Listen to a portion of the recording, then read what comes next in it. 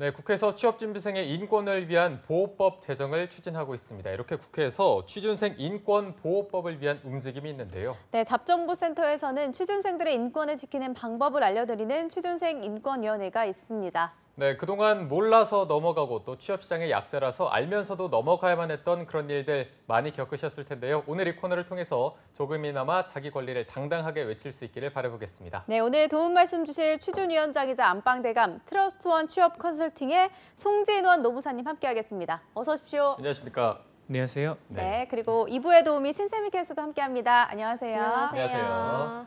네, 송쌤 굉장히 오랜만에 뵙는 것 같은 네네. 느낌입니다. 저희가 이렇게 세트 바뀌고 나서 처음인가요? 네, 처음입니다. 오. 아까 만져봤어요. 너무 그래요? 이렇게 반질반질. 이게 또 세트가 소감을 안 바뀌어가지고. 물어볼 수가 없거든요. 너무 네. 오래됐지만 그래도. 이 반질반질한 느낌 어떻습니까? 너무 좋은데 이게 새거 냄새도 좀 네. 나고. 저희가 네, 좀 공을 많이 들였습니다. 네, 리프레시한 느낌이 많이 드는. 네. 돈이 많이 들어요. 돈도 조금 많이 들었고요. 네. 송쌤이 거의 한 2주 만에, 2, 3주 만에 네네, 나오신 것 같은데 맞습니다. 그동안 좀 어떻게 보내셨어요? 지금 최근에는 이제 부산이라든지 대전에도 계속 일정이 있어서 좀 출장이 잦았어요. 네, 강의를 진짜. 좀 다니시나요? 네, 강의랑 이제 뭐 기업명 밝힐 수 없긴 한데 공기업 면접관으로도 좀 가게 돼서 오. 네, 그런 것들. 그래서 오늘 이제 다루는 것들이 가니까 이제 진짜 현장에서는 사실 공기업마다 되게 노력을 많이 하고 있더라고요. 네네. 면접 현장에서는 되게 이제 중요한 이슈이기도 하고.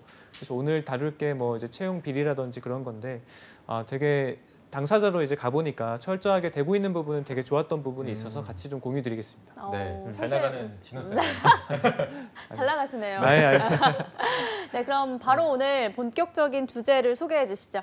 네, 그래서 얼마 전에 이제 공공기관에서 벌어진 거대한 이제 채용 비리가 182건이 적발이 됐었는데 이게 이제 소문으로 그냥 맞냐 틀리냐 또는 이게 진짜 비리가 일어났냐 아니냐에 대해서 지금 확정이 된 사실로 밝혀졌습니다. 이 부분에 따라서 이제 취업준비생들의 분노가 지금 극에 달하고 있는데 그래서 오늘은 이제 그 사실로 드러난 채용 비리 건에 대해서 한번 낱낱이 파헤쳐 보고 그다음에 어떠한 것들이 진짜 실질적으로 이루어져야지 이게 개선될지에 대해서도 저희가 즉각적으로 좀 대응을 하도록 하겠습니다. 네, 알겠습니다. 자, 그럼 오늘의 안건을 신세미 캐스터가 바로 소개해 주시죠. 네, 지난해 국정감사에서 불거진 서울교통공사 친인척 채용 비리 의혹으로 계기로 실시가 됐습니다. 공공기관 채용 비리 전수조사 결과가 나왔는데요. 정부는 지난해 20일 오전에 정부 서울청사에서 국민권익위원회와 기획재정부, 행정안전부, 고용노동부 등 관계부처 합동으로 지난 11월 초부터 3개월 동안 실시한 공공기관 채용 실태 정기 전수조사 결과를 발표를 했습니다. 이번 조사 결과를 보면 채용 비리는 총 182건으로 이 중 부당 청탁이나 친인척 특혜 등 비리 혐의가 짙은 36건에 대해서는 수사 의뢰를 했고요. 채용 과정상 중대 과실 등이 있었던 146건은 징계나 문책을 요구할 방침입니다. 유형별로는 신규 채용 관련 채용 비리가 158건, 정규직 전환 관련은 24건으로 특히 16건 같은 경우는 친인척 채용 비리 의혹이 있는 것으로 확인이 됐고요. 이와 별도로는 채용 규정이 불명확하거나 규정 미비 등 업무 부주의 사안은 2,452건이 발견이 됐습니다. 수사 의뢰 대상 채용 비리가 발생한 곳은 근로복지공단과 경북대 병원 등 31곳이었고요. 징계 요구건이 있는 곳은 산업은행과 한국조폐공사 등 112곳이었습니다. 비리 내용을 보면 믿기 어려울 정도로 매우 심각한 수준인데요. 서류 전형과 필기시험 점수가 나쁜데도 불구하고 임원의 아들이라는 이유로 면접에서 높은 점수를 주기도 했습니다. 또 사장의 아들은 단기 계약직으로 입사를 시킨 뒤에 관련 절차를 준수하지 않고 인턴 사원으로 채용한 다음 정규직으로 전환하기도 했고요. 관련 자격증이 없는데도 직원의 자녀나 자매, 조카를 합격시키기도 했습니다. 또한 면접일에 나오지 않은 사람에게는 추가로 면접 기회를 줘서 최종적으로 선발한 사례도 있었고요. 나이가 어려서 이직 가능성이 높다는 이유로 특정인을 탈락시키기도 했습니다. 이렇게 채용 비리의 문제가 연이어서 터지면서 기업들에 대한 취준생들의 상처는 커져만 가는데 이번 경우에도 견책이나 훈계 등 경징계로 그칠 것으로 전망이 되면서 큰 물의를 일으키고 있습니다. 따라서 오늘 취준생 인권위원회 안건으로는 취준생 꿈과 희망을 약탈하는 채용 비리, 과연 뿌리를 뽑을 수 있을까입니다. 네. 이번에도 어김없이 터져 버렸습니다. 요즘같이 취업이 참 어려운데 취준생들이 굉장히 노력을 많이 하고 있는 가운데 이런 비리 기사를 접할 때마다 정말 가슴이 아플 것 같아요. 네. 이런 채용 비리 사건이 연관된 사람들 어떤 처벌을 받게 되는지부터 알려주시죠. 그렇죠. 이제 수사 의뢰 또는 징계 대상이 됐던 이제 그 공사라든지 공기업의 임직원을 좀 나눠서 구분해 보자면 임직원의 경우는 지금 7명이 지금 수사 대상에 있는데요. 그중에 3명은 지금 즉시 직무정지가 되었고 그다음에 검찰 기소 결과에 따라서 이제 즉시 해임이 되는 사항입니다. 나머지 4명에 대해서는 기간 사규에 따라서 신분상의 조치가 이루어지는데 이 부분은 경징계가 이루어지지 않도록 저희가 좀 촉구를 했으면 좋겠습니다.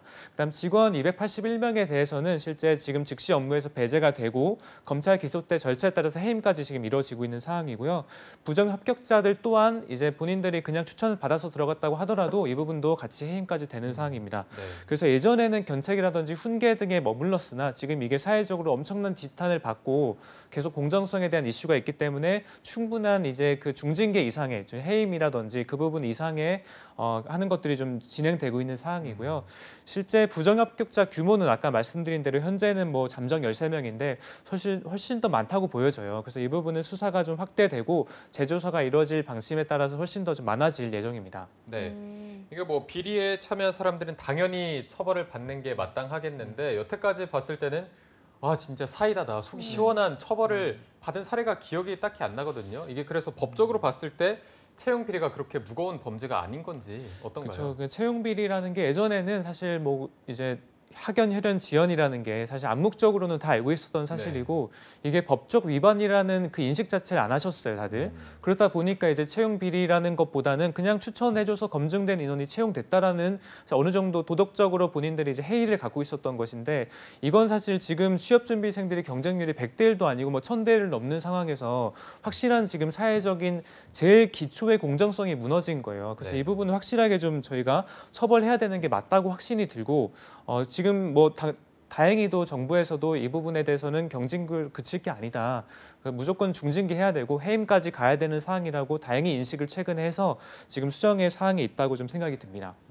그러면 정부에서 어떤 식으로 네. 조치를 취할 거라는 입장을 밝힌 게 있나요? 그렇죠. 지금 이제 그 채용 비리 잠정 피해자들이 지금 잠정적으로 한 55명 정도가 있습니다. 그래서 그분들은 현재 어느 정도 구제 절차를 밟게 되냐면 만약 떨어진 그 단계, 그러니까 붙었다고 가정하고 그 다음 단계를 이제 시험을 보게 되거든요. 만약에 최종에서 떨어졌으면 그 다음 단계는 합격이겠죠. 그래서 합격을 시켜주는 것이고 서류에서 탈락했을 경우에는 서류에 붙어서 면접까지 보게 되는 그런 이제 제가 봤을 때 소극적인 대처긴 한데 어쨌든 지금 다시 한번 기회를 주는 방식으로 되어 있고요.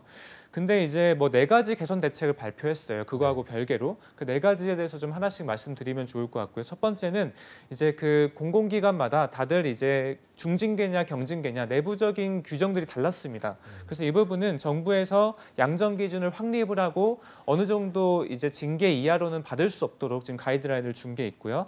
두 번째는 이제 특별조사, 그러니까 이제 많이 걸린 곳들이 있죠. 지금도 보면은 이제 한 건 이상이 계속 적발이 된 곳들은 당장 한 번만 하고 그만두는 것이 아니라 계속 세밀하게 좀 통제를 받고 있다는 두 번째 가이드라인이 있었고, 세 번째는 저는 이 세네 번째가 되게 적극적인 것 같아요. 일단은 그 채용 과정이라든지 실제 특별 채용에 대한 규정 등을 워크넷이라든지 저희가 볼 수 있게끔 올려놓고 우리는 여기에 한해서는 합리적으로 우대 채용을 한다라고 하는 것을 의무적으로 명시하게끔 되는 게 세 번째고요.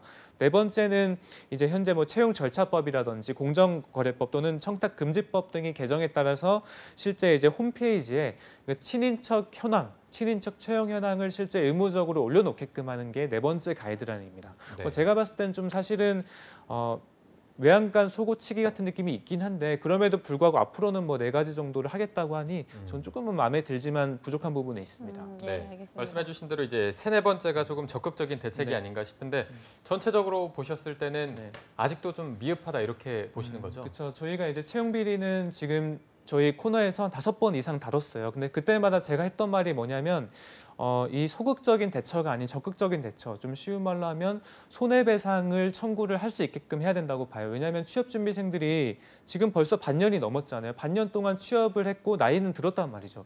그러니까 결국 그거에 대한 시간적 또는 정신적인 손해가 분명히 있는데 그 부분은 전혀 얘기를 안 하고 있단 말이에요. 그래서 저는 이 지금 그냥 사실 다 붙여줘도 손해가 분명히 있다고 봐요. 왜냐하면 6개월 또는 1년간 공백이 있었잖아요, 맞죠? 그래서 이 부분은 적극적으로 손해배상을 청구할 수 있는 길을 열어주는 것이 이제 실제 공정사회의 기반이 되겠다고 보고, 그 다음에 좀 아쉬웠던 거는 지금 이게 규정이 없어서 이런 것들이 일어난 것보다는 사실 내부적인 도덕적인 해이 또는 추천에 대해서 아직까지도 이게 그 비이성적이란 걸 몰랐던 것 같거든요. 그래서 저는 전 직원의 의무 교육으로 조직 문화 교육만 하지 말고 전 직원의 공정성 교육을 해서 이수를 안 하거나 어느 정도 시험에서 불합격한 사람들은 고과에서 불이익을 주는 등 좀 체계적으로 이거를 관리해야 된다고 봅니다. 그래서 저는 네. 그 두 가지 정도 말씀드리고 싶습니다. 예, 네. 알겠습니다. 아마 방송을 보고 있는 시청자분들 중에서도 총쌤의 말에 공감하시는 분들이 많을 것 같고 네. 저희도 굉장히 큰 공감이 되는데 아무래도 취준생들이 가장 많이 상처를 받았을 거잖아요. 총쌤의 따뜻한 위로 한 말씀 부탁드립니다. 그러니까 이게 이제 저도 보면은 주변에 추천받아서 들어가는 곳들이 사실 공기업만 이 정도지 사기업은 훨씬 더 많아요. 그래서 그때마다 저도 사실 상대적인 박탈감을 많이 느끼기도 하고, 그러니까 취업준비생들은 오죽하면 더 그러겠어요, 사실. 그래서 저희가 이제 뭐 취업준비생들한테 이런 사태를 좀 개선하라고 뭐 하긴 좀 어렵고, 저희 이제 그 직업방송이라든지 제가 계속 이제 이런 것들을 이슈화시키고 저희 방송을 보는 분들에게도 계속 이제 경각심을 줄 테니 일단은 뭐 어쩔 수 없는 말이지만 본인의 실력을 좀 더 갈고 닦아서 송곳이 어디 들어가도 튀어나오게끔 하는 것들이 먼저 좀 돼야 되지 않나. 그래서 위로를 잘 못 드려서 좀 죄송하네요. 네, 위로가 되지 않았을까 네. 싶고요. 신세미 캐스터도 위로의 한마디 좀 부탁드리겠습니다. 네, 취준생 인권위원회를 함께 하면서 뭐 기업 내 갑질 이런 것도 있지만 채용 비리 사건이 제일 화가 나는 것 같습니다. 취준생 여러분들도 속상함을 넘어서 화가 많이 나실 것 같은데요. 이번 기회라도 함께 좀 문제에 관심을 가지고 다 같이 좀 고쳐 나가려고 노력을 하면 어느 정도 효과가 좀 있지 않을까 이렇게 생각을 합니다. 힘내시기 바랍니다. 네.